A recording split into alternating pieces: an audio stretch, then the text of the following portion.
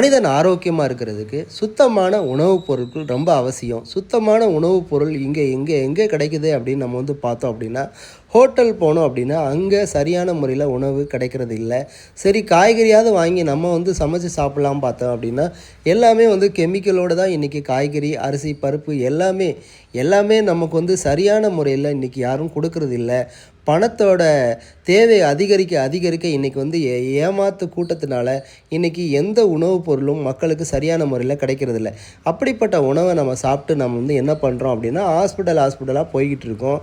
உண்ணக்கூடிய உணவை சரியான முறையில் கொடுக்கக்கூடிய அனைவருமே கடவுள். அப்படி கொடுக்கக்கூடியவங்க இங்கே இந்த உலகத்தில் எங்கேயாவது ஒரு மூலையில் இருப்பாங்க. நமக்கு அப்படிப்பட்ட உணவு கிடைக்குமானா கிடைக்காது.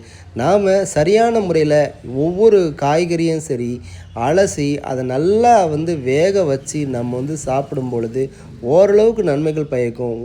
உணவை சரியான முறையில் கலப்படம் இல்லாமல் மக்களுக்கு கொடுங்க. நோய் நொடி இல்லாமல் எல்லோரும் வாழட்டும். தேங்க்யூ.